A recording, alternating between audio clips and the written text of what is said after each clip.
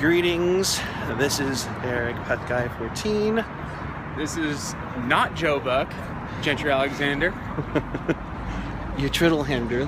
Oh, J. Alexander 46. There we go. And we welcome you to another edition of Pucknology After Dark. After a semi-great 3-1 victory for the Sharks over the New York Islanders tonight to improve to 7-4-2.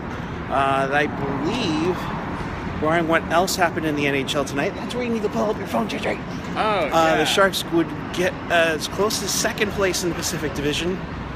Saw 3 goals by the Sharks. It started off with Kyle Okposo making a 1-0 on a nice wrister.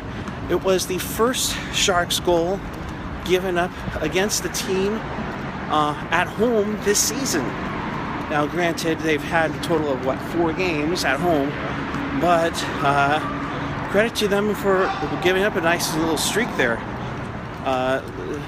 The next goal came, the tying goal came from, I believe it was Tomas Hertl. Yes, with a beautiful one-timer. Brody Brazil tweeted out that, he wanted to get into the blue paint, and he did tonight. Nice goal, and he gets off a schneid after being in the NHL app, there has been no game scheduled, so I can't tell you the scores. Wow, okay. Somebody forgot to pay their cell phone bill. Thanks, AT&T. Yes. So it was 1-1 after 1.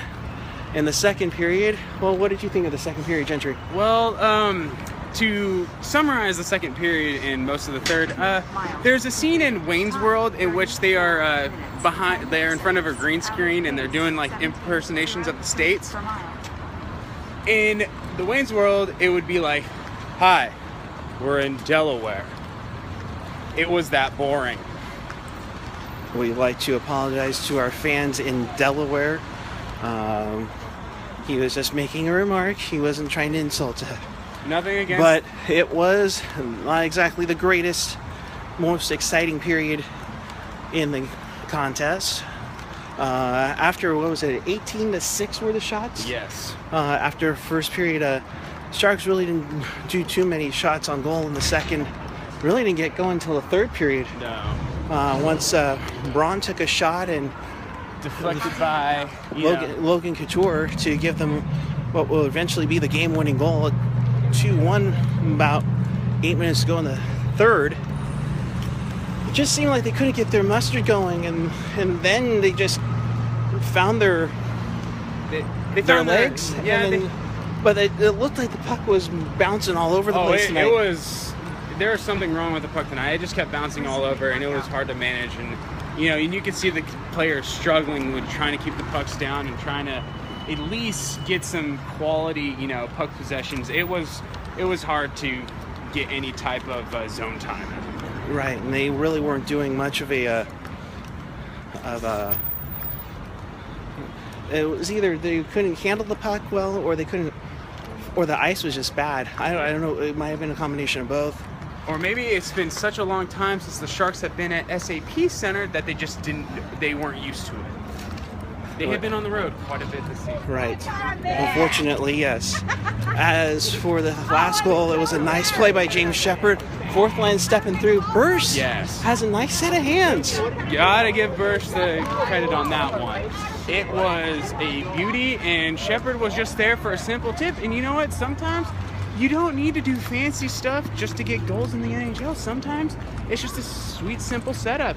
Put it towards the net and have somebody tap it in. And that's what the Sharks need to start doing.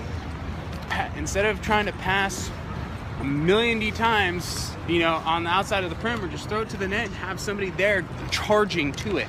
And that's how you get it. And that's what happens. Yeah, they've really been working on getting 2 rebounds, getting their shots on goal. Credit to the penalty kill. They did an excellent job.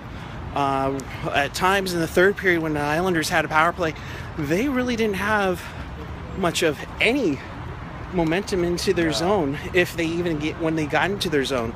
So it was a lot of dumping and chasing. It felt like the Islanders were taking a page from the Sharks playbook on the power play.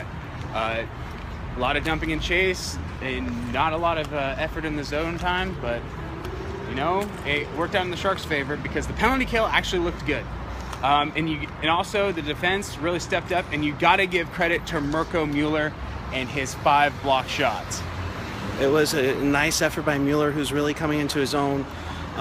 Just 12 games in her. Wait, let me get it right before anybody tweets me out. What the hell are you saying?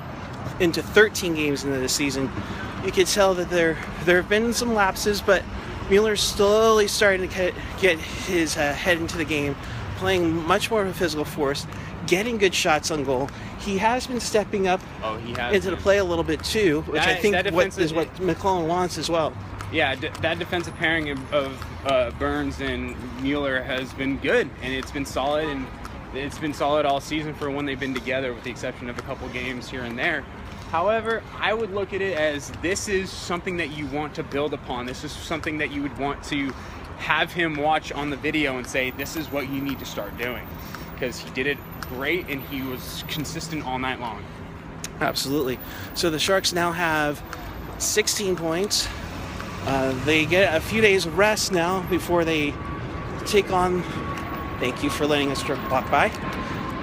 They get 16 points now. They get a few days of rest and practice time, which is crucial. They don't play again until Thursday, November 6th, as they take on the Vancouver Canucks. We'll be back here at the Shark Tank. I know. Back-to-back home games. This is dream. Yes. 16 of the first 21 on the road, which means, let's see, that would be, oh man, I'm looking like an 8. So 36 of their last 62 will be at home, which is nice to have a lot of the games on the road out of the way. You already have an Eastern trip out of the way as well. Pretty much. Which is very nice. And I think that's going to help them. That's going to benefit them later on down in the, when you start getting into January and February and March, when you don't have a lot of travel time and you're staying mostly in your time zone. That's going to benefit you rest-wise. You're not going to be worrying about switching time zones. And also, and especially, it's going to help them out, fingers crossed, if we make it to the playoffs. Absolutely. So with that, we will sign off from you. This is Eric. That's Gentry. Keep it real. Keep it fresh. Keep it real fresh. Have a good night.